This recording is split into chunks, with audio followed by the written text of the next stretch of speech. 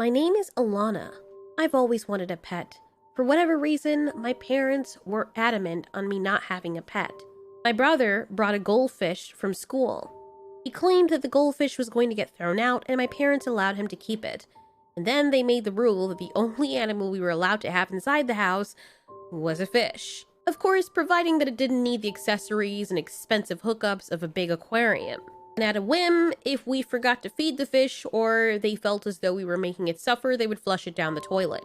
Like that was supposed to make things better. I've always wanted something that I could interact with, something I could call mine, and not have the barrier of this big old water medium. I would take any animal at this point. Insects, arachnids, dogs, snakes, birds, it doesn't matter. I just want something that I can feel, hold in my arms, and call it mine. Give it a name. I would get in trouble all the time with my mother and my father, bringing in stray animals and hiding them in my drawers and closets. "Alana Gregory," my mother would say. "Alana Gregory, are you being deceitful? Alana Gregory, bring it to the shelter now." Sometimes my parents did the most awful things, and they would take the pets while I was sleeping if they discovered them, and, set them free.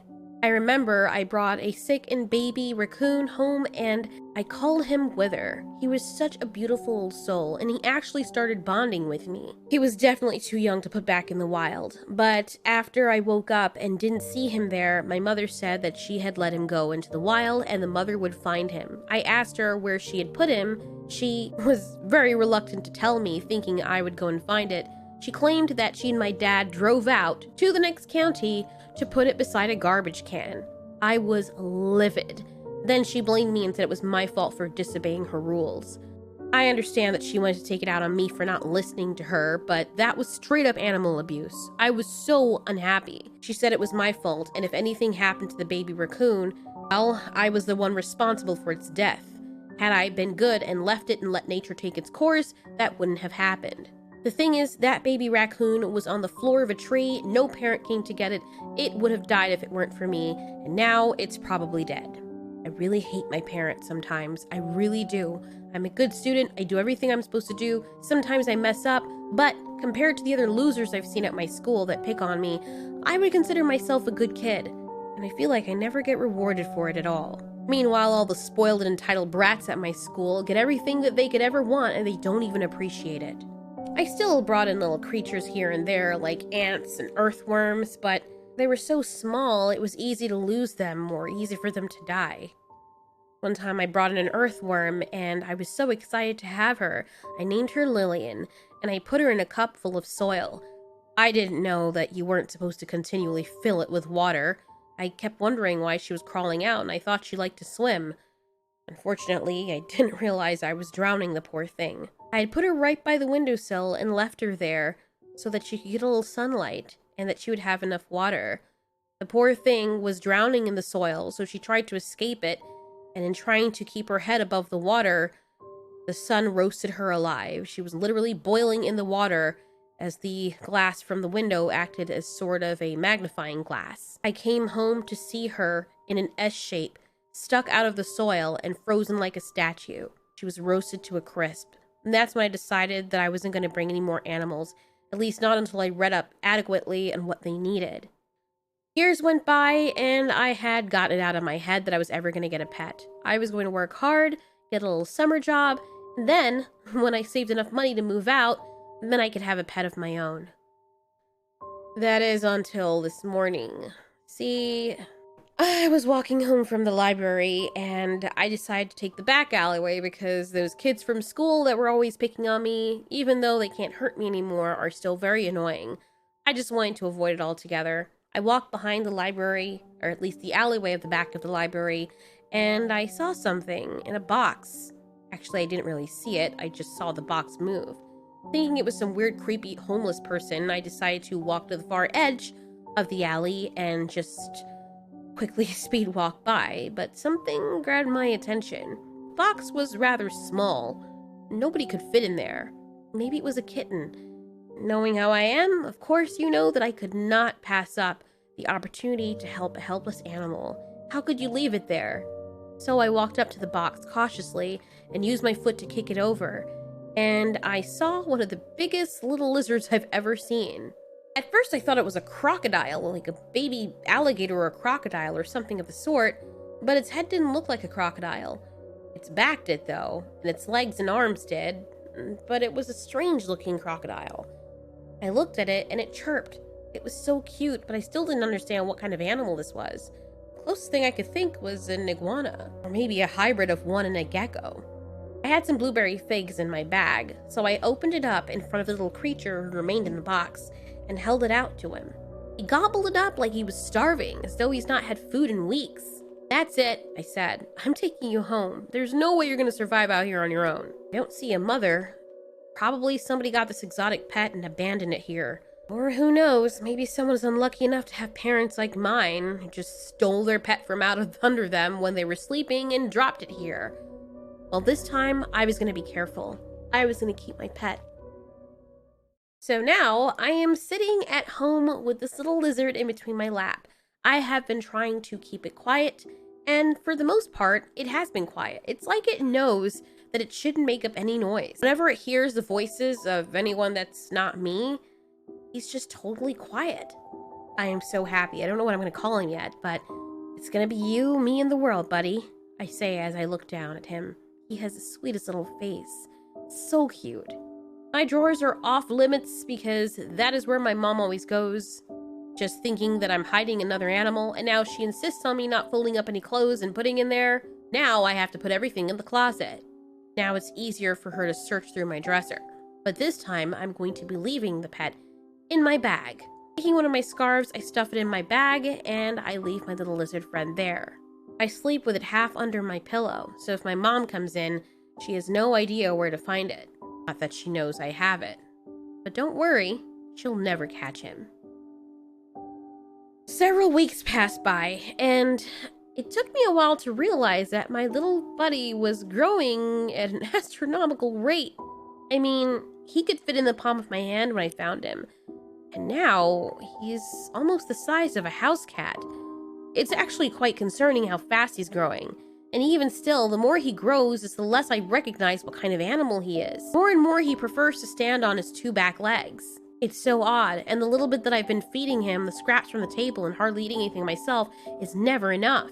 I've decided to name him Roger. I don't know if that name will stick, but we'll see.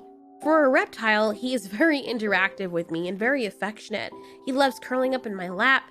He loves scratching my back. I don't know why he does that. Maybe it's his version of grooming, similar to what cats do and dogs. "Okay, Roger," I say, touching his little nose in a boop motion. "I need to go downstairs. You need to stay quiet. Remember what we talked about, okay?" He chirps, wagging his little reptilian tail. The thing is, I've been pretty concerned about him. He has these little slashes on his neck. I think he's been scratching at his head. Maybe he has some kind of allergy. And they're wounds that have now opened up. They don't seem very deep, and when I touch them, they don't bleed. But it does make me concerned because it's not like I can take him to the vet. I've been researching what kind of animal he is, and nobody knows. I've gone on Reddit, I've gone everywhere I can think of, and nobody has any idea what he is. And every few days, he changes physically, so now people in the forums are convinced that I'm trolling. He has scoots, so people guessed he was some kind of deformed alligator. But then when he started standing on two legs, everyone began scratching their heads and then started accusing me of trolling. Whatever, no matter what he is, he's my baby. I just really hope he doesn't grow any bigger than this.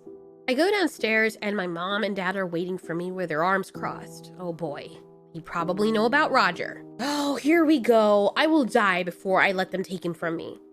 I smile falsely up at my parents. "Hi, Mom. Hi, Dad. What's going on?"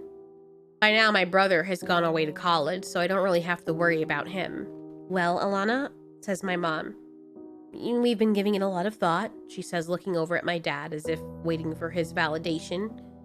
"And we've decided that you have been working really hard. You have been for a long time. You've kept straight A's. You've been very obedient. And I think that you should get rewarded for it. After all, your birthday's in 3 days, and we decided to get you an early birthday gift." I smiled. My father interjected. "We're gonna start off very small, okay?" "Okay," I say, wondering where this is going. They reach behind them and pull out a very white, fluffy thing. My mouth drops open as I realize what it is. It's a baby bunny. My mom smiles when she sees the tears welling up in my eyes. We were contemplating whether or not we should get you a kitten, and this is just for now, but we have to see how you can handle this. This is her cage. Everything you need is right behind us. Before my mom can say anything more, my arms are around her neck in a hug. I am crying, sobbing, so happy.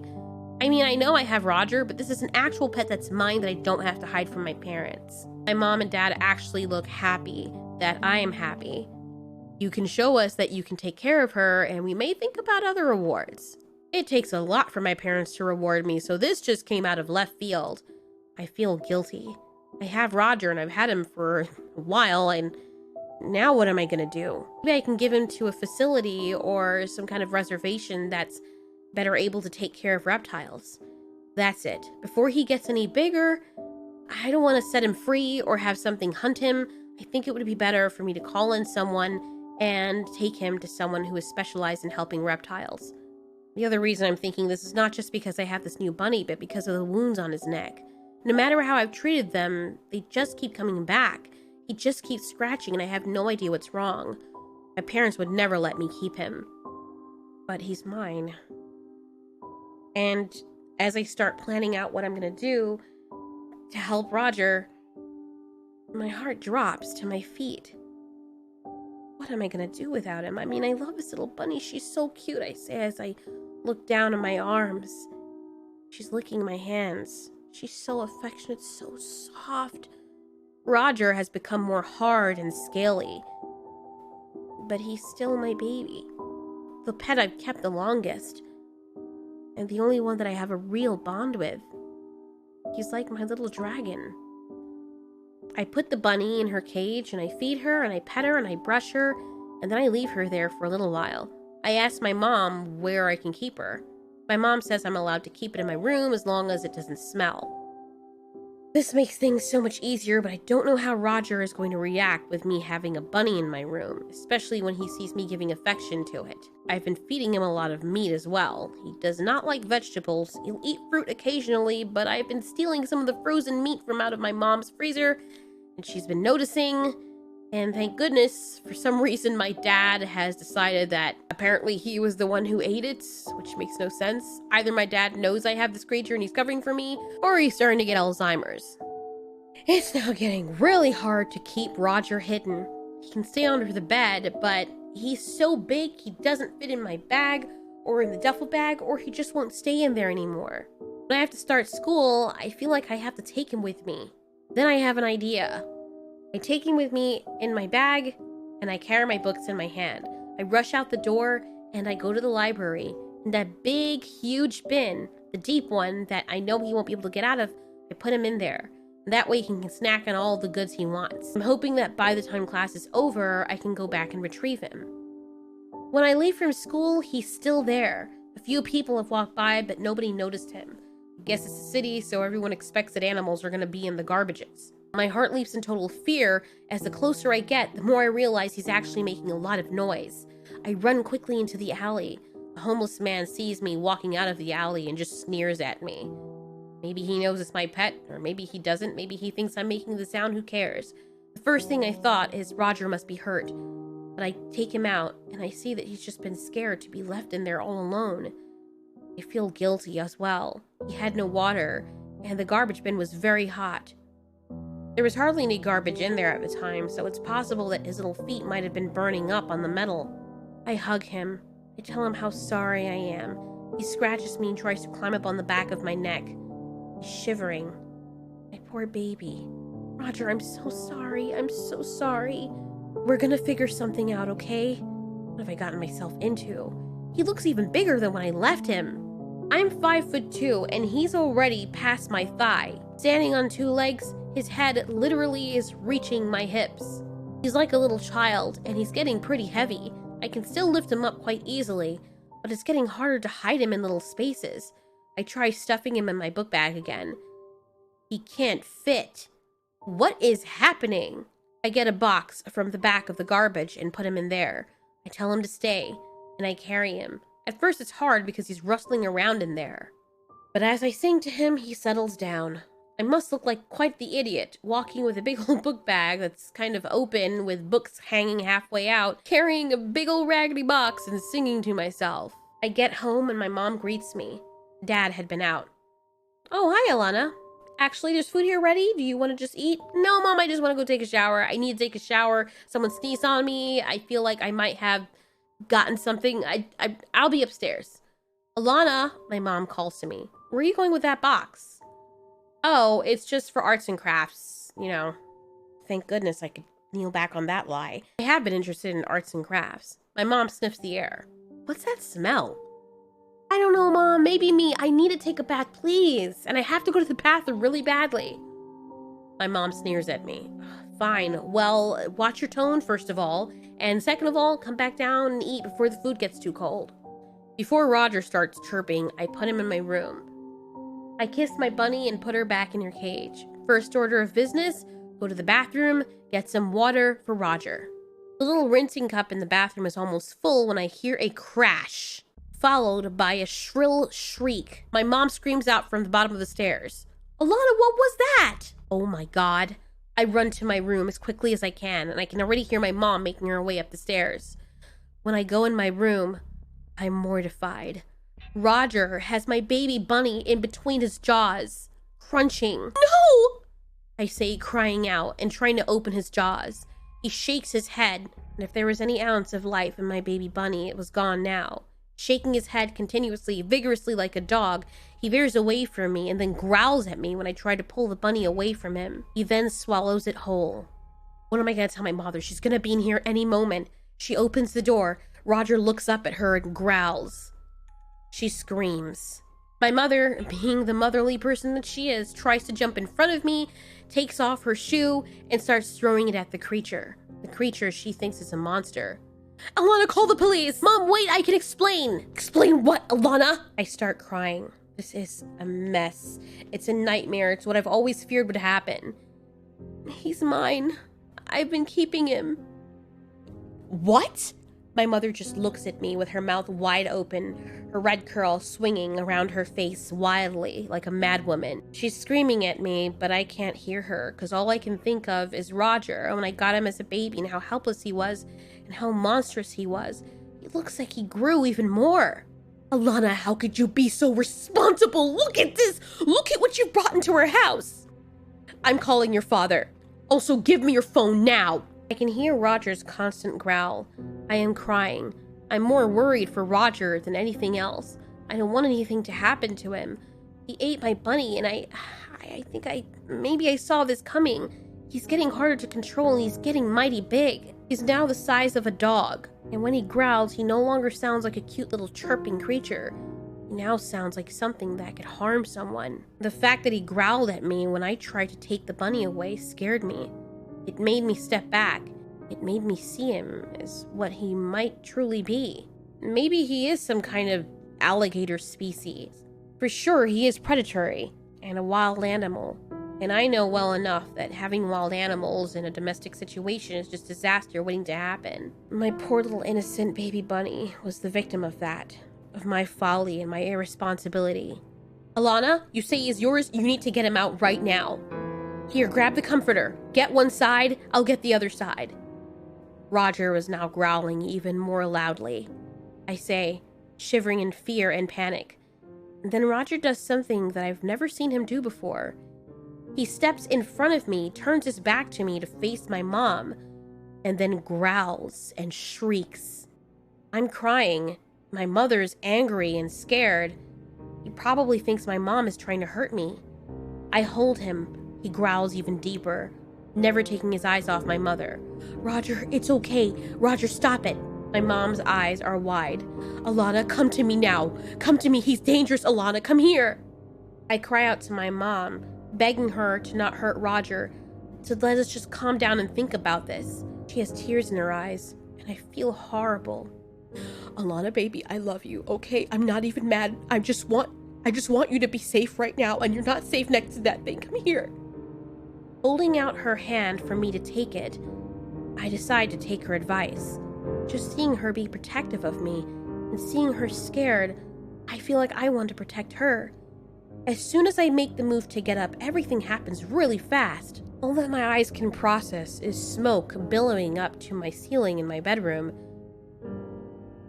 And I'm not even sure what I'm seeing right now, but my mom is still standing there, her eyes wide. And then Roger stops growling. I can feel that he stopped growling. He moves from in front of me and then turns to face me, and once again I can hear his little innocent chirps. But now I can see completely what's in front of him. And my mother, with a huge hole through her neck and a side of her face and part of her chest, and a big hole in the wall behind her. I can't process what I'm seeing, because this can't be real. What happened? Then my brain catches up. My mom is dead, and her brain doesn't even know it yet. She drops onto her knees and then onto her face. It takes me a while for the pain of grief to escape from the insides of my soul. I scream, and I cry, and before I can reach to her, Roger charges in front of me and rips into my mom. He starts tearing away chunks of flesh like a piranha on legs. I am grieving so heavily, and then I start hitting him, crying, telling him no. Nothing I say helps, nothing I say stops him. I take my book bag and I swat him in the head. He stops and quickly jumps at me. It's a blur, but I know I hit my head on the side of my bed, and now I'm on the ground looking up at him. He's straddling me. His teeth are long and sharp, his eyes glowing blue, and the inside of his mouth glowing a bright blue light. I can feel the heat of it, like 1,000 suns emanating from his maw. He's just a little tiny lizard I could hold in my hands only a few weeks ago, that I called my baby. And now all I could do was stare in shock and wonder at this thing. At first I thought he was getting electrocuted until I realized that this blue light, this fire, was coming from him on purpose. It's probably what he used to kill my mother. It's as if he's a freaking dragon. This cannot be real. This is not happening, because this is only something that happens in nightmares. Maybe it's my subconscious. This is not real. He growls at me still and then backs up off of me and continues feeding on my mom's corpse. I pinch myself. I slap myself. I pinch my cheeks. I try to pull my teeth out. I bite my tongue. I do everything I can to wake me up. Nothing happens. I sit up slowly. Roger's eyes never leave mine, even though all this time he's been tearing flesh away and gulping it down like some crocodilian T-Rex. He licks his lips, and I just sit in the room and watch him feast on my mom. My mind is somewhere else. I can hear police sirens. I can hear my dad. Everything is so distant. And then I wake up in what seems like some kind of facility or hospital. My dad is right by my side. Please say that I'm in an asylum and everything I just saw was just my imagination and my mom is still alive and I'm not some kind of schizophrenic and I didn't kill my mother. Please tell me that everything is okay. My dad just hugs me, happy that I'm okay. Later on, he relays to me what happened. Some wild animal. Apparently, the cops shot it. Everything was real, and Roger did devour my mother. I killed my mother. I didn't listen to her, and now she's gone. I feel like this is a nightmare. Later that evening, my dad takes me home. Everything feels empty. He asks me if I need anything, and then he goes to his room to sort out things to prepare for the funeral. I can hear him crying. I want to hug him and comfort him, but I know that everything that's happened, he's going to blame me, especially if he knew I had Roger.